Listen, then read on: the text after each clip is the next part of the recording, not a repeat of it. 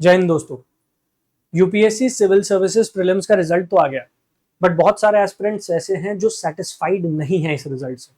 और वो इस वजह से क्योंकि अलग अलग कोचिंग इंस्टीट्यूट की कीज से जब उन्होंने अपने मार्क्स कैलकुलेट किए थे तो वो जीएस में 90 से ज्यादा मार्क्स स्कोर कर रहे थे।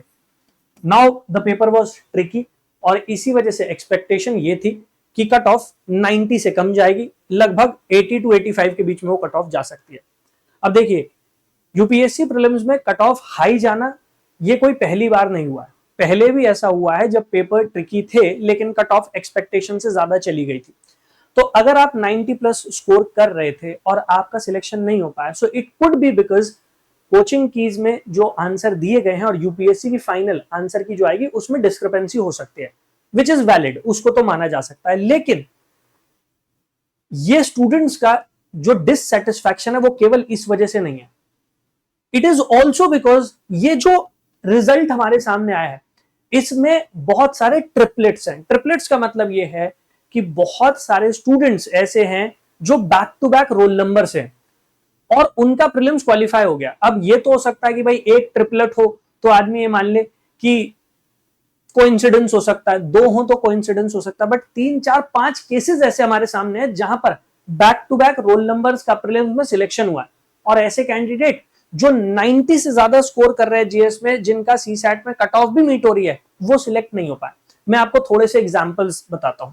और इनफैक्ट अगर आप यूट्यूब पर चेकआउट करेंगे तो बहुत सारी वीडियोस हैं इस बात को लेकर, UPSC should come out clean. सबसे बड़ी प्रॉब्लम यह है कि यूपीएससी सिर्फ एक रिजल्ट अनाउंस कर देती है, उसके साथ वो आंसर की रिलीज करती नहीं। अब ये आंसर की कब आएगी? ये आंसर की आएगी 1 साल बाद। इस बार क्या हुआ, प्रीलिम्स का एग्जाम था, उससे 4 दिन पहले आपने 2024 के प्रीलिम्स एग्जाम की आंसर की रिलीज कर दी। अब वो एस्पिरेंट्स जिनका पिछले साल सिलेक्शन नहीं हो पाया था वो कैसे अपनी गलतियों को इवैल्यूएट कर पाते?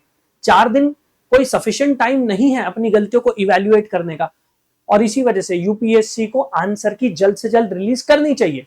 बट इस रिजल्ट के साथ यूपीएससी ने क्लियरली मेंशन कर दिया है कि आंसर की तो फाइनल रिजल्ट के बाद ही आएगी। चलिए उस पर भी बात करेंगे, लेकिन सबसे पहले मैं आपको एक ट्रिपलेट वाला केस जो है वो समझा देता हूं। देखिए, सबसे पहले एक रोल नंबर है 1120453, ठीक है, 1120453 ये आ गया। अब यहां आप देखेंगे तो इनका नाम है राजेंद्र कुमार।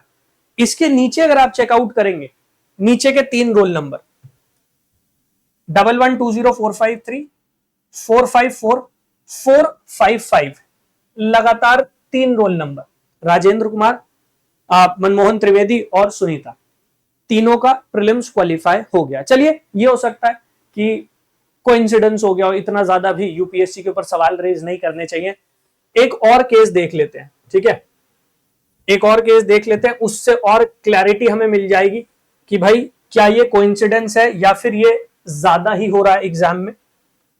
तो एक और रोल नंबर है मेरे पास 1121814।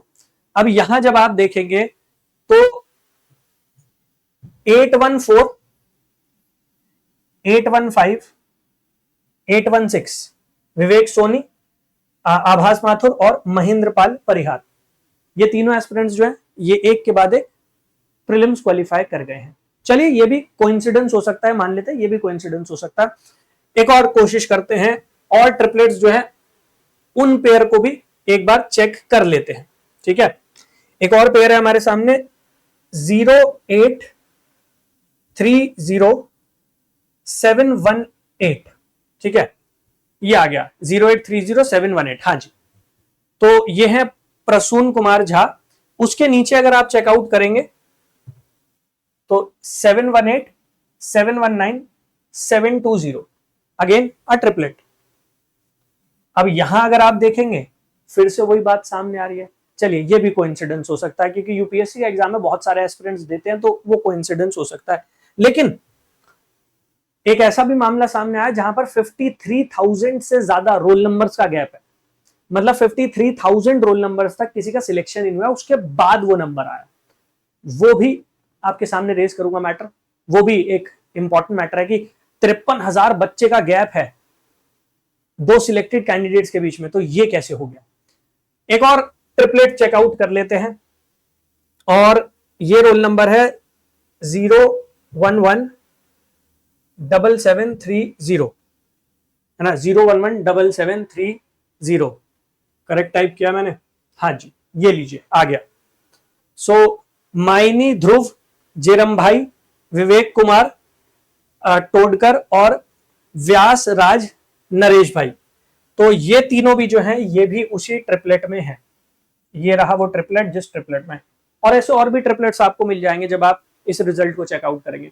And that is one of the reasons why वो क्वेश्चन रेज किए जा रहे हैं कि एक तरफ तो 53,000 से ज्यादा एस्पिरेंट्स का गैप है दो सिलेक्टेड एस्पिरेंट्स के बीच में, दूसरी तरफ इतने सारे ट्रिपलेट्स हमें इस यूपीएससी के द्वारा रिलीज की गई जो रिजल्ट है उसमें देखने को मिल रहा है, इस पीडीएफ में देखने को मिल रहा है। वहीं दूसरी तरफ इतने सारे कैंडिडेट्स हैं जो 90 प्लस स्कोर कर रहे हैं अपने जीएस में, उनका प्रीलिम्स क्वालिफाई नहीं हो पा रहा। And that is the reason why UPSC से वो क्लैरिटी सीख की जा रही है, यूपीएससी से जवाब मांगा जा रहा है कि भाई यू शुड कम आउट और आप बताइए कि आंसर की रिलीज कर दीजिए, आप बता दीजिए कि भाई ये जो इतनी बड़ी डिस्क्रिपेंसीज है वो क्यों देखने को मिल रही है। और वो सवाल इसलिए भी उठाए जा रहे हैं क्योंकि इससे पहले यूपीएससी एग्जाम में स्कैम हुए, ऐसा नहीं है कि ये जबरदस्ती के सवाल एस्पिरेंट्स रेज कर रहे हैं। इससे पहले हमने देखा कि कैसे पूजा खेड़कर का मामला सामने आया है, रिसेंटली हमने देखा सर्विंग आईएएस ऑफिसर्स हैं जहां पर ईडब्ल्यूएस फेक सर्टिफिकेट यूज किया है, वो आरोप है। ओबीसी का फेक सर्टिफिकेट यूज किया, और ओबीसी केस में तो ये प्रूव भी हो चुका है कि आसिफ जो आईएएस हैं उन्होंने फेक ओबीसी सर्टिफिकेट यूज किया था और वो सर्टिफिकेट कैंसिल हो गया। बट अगेन एक्शन नहीं लिया गया अभी तक, क्यों नहीं लिया गया, वो क्वेश्चंस रेज हो रहे हैं। तो इसीलिए ऐसा नहीं है कि दीज डाउट्स आर अनफाउंड, पहले भी यूपीएससी में धांधलेबाजी हो चुकी है और इसी वजह से वो क्वेश्चंस एस्पिरेंट्स रेज कर रहे हैं। और इसका सबसे सिंपल तरीका हो सकता है कि यूपीएससी आंसर की को रिलीज कर दे, वो आंसर की हमारे सामने आ जाएगी, क्रॉस वेरीफाई कर लिया जाएगा कौन से आंसर सही थे, कौन से वाले आंसर्स गलत थे, कट ऑफ क्या रही है वो हमें पता लग जाएगा।